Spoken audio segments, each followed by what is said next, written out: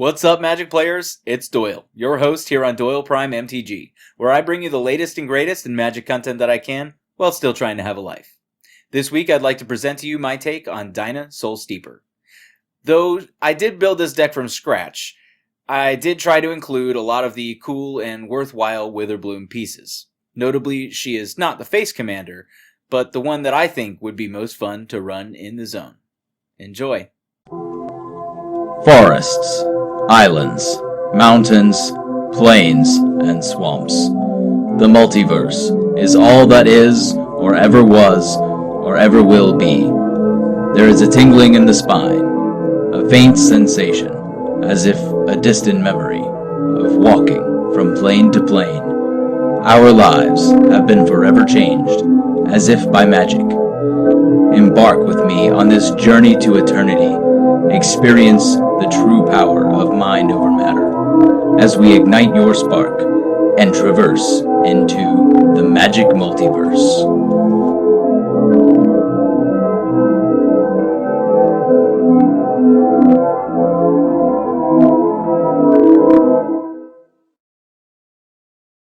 Dina Soul Steeper costs black-green for a 1/3 Dryad Druid, with whenever you gain life, each opponent loses 1 life. I went crazy when I saw this ability. I know how easy it is to gain life in green and black. I couldn't wait to build a Golgari, or I guess Witherbloom in this case, gain drain deck. She also has 1 and sacrifice another creature. Dina gets +X/+0 until end of turn, where X is the sacrifice creature's power. This allows us to do some cool Golgari shenanigans, and I was sure to include some creatures that return themselves from the grave, as well as redundant graveyard recursion strategies. First things first, we gotta make sure we start out with some good ramp pieces. So the precon includes Soul Ring and Arcane Signet, which are great. Though instead of a Golgari Signet, I actually want to include a Pristine Talisman instead. The extra life gain triggers will definitely speed up the clock on our opponents. We also have a couple of ramp spells with Rampant Growth and Harrow. Each allows us to tutor lands into play. Another great couple includes from the precon include Blighted Woodland and Myriad Landscape. These are always solid includes, even if the rate isn't quite top tier. In Golgari, I like to ramp with dorks, such as Elvish Mystic, Elves of Deep Shadow, and the best dork of all, Birds of Paradise. I've also included Scuba Steve and Viridian Emissary for some Golgari-style sacrifice ramp. The Emissary is even more reliable in this deck with Dina's sacrifice ability on board. Even Wood Elves and Springbloom Druid can prove to be valuable pieces of ramp, especially piggybacking off of a turn 1 dork drop. We also have Accomplished Alchemist to give us a flavorful burst of mana, and Pitiless Plunderer to give us treasure as we do our graveyard thing. Finally, Ezerroot Channeler can come out later on to give us an unexpected discount on mana value, springing us forward towards victory. Now with all this mana, we need to draw some gas to propel us forward. Callous Blood Mage and Silver Smoke Ghoul each give us a bit of card draw on a stick for abuse with our graveyard shenanigans. Blood Tracker and Disciple of Bolas can each give us a massive burst of card draw, with a body to abuse. Erebos, God of the Dead, and Erebos Bleak-Hearted are a few indestructible card draw engines, while God Eternal Bontu is a bit of a different approach to card draw, letting us sacrifice permanents to draw cards when he enters. Izoni, Thousand-Eyed, gives us a sacrifice outlet, with the upside of drawing a card and gaining a life.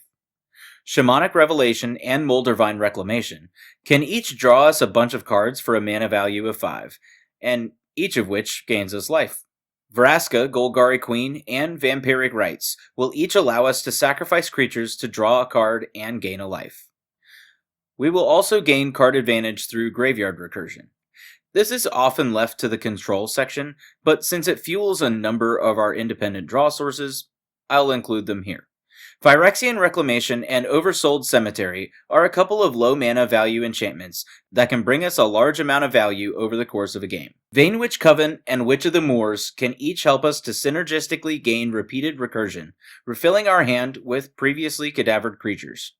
Finally, we have some creatures that can find their own way back from the grave. Nether Trader, along with the aforementioned Silver Smoke Ghoul and God Eternal Bontu, can each circle themselves back around from the graveyard. Fido Titan and Sproutback Trudge are also able to find their own way back to our battlefield from the graveyard, and each has a large power for doing some big monster swings with Dina. Now I would like to begin our control section, kicking off with the last of our recursion spells, Living Death. This swaps all creatures on our battlefield with those in our graveyard, and does the same for each of our opponents. Being in Golgari with a sacrifice outlet in the command zone, we have plenty of ways to sacrifice our board before launching this off. So, Vraska Golgari Queen can remove low mana value permanents, but we also have a Mortality Spear. Almost always costing black-green, it destroys any non-land permanent. Got a player who's playing more creatures than we are? Trespasser's Curse is certainly going to take care of that. This curse can become player removal, or at least put a heavy restriction on the creature player or the token maker. Scavenging Ooze can be a surgical slam dunk, excising pieces from our opponent's graveyards. Valentin and Lisette can also exile an opponent's dying creature, giving us a pest in the process. Pest Infestation is a card I'm personally very excited to play with. It blows up as many target artifacts or enchantments as we need, and also generates us twice that many pest tokens that gain us a life when they die. Finally, we move on to the bangers, the movers and the shakers, those cards that end the game. It's closing time! I want to separate this category into cards that gain us life and cards that utilize life gain. Beginning with cards that are included specifically for life gain, Sun Droplet and Tablet of the Guilds will each generate much life for us over the course of the game, and in small increments in order to make Dina's ability much more deadly. Bloodchief Ascension and Life Gift are included in order to discourage opponents from playing some more specific and powerful strategies, or at least punishing them for doing so.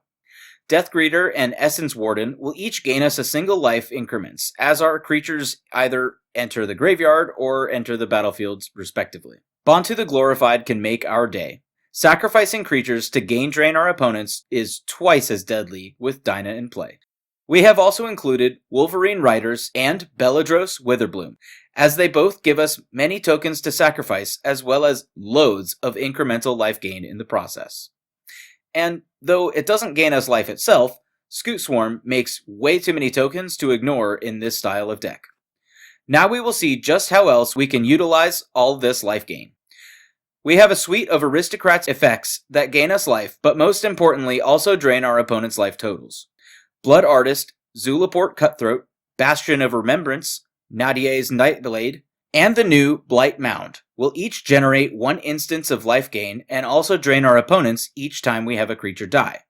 They are each a little different, especially Blight Mound, though this newbie is easily the most deadly of these since it generates a creature token whose death would then generate the gain drain effect.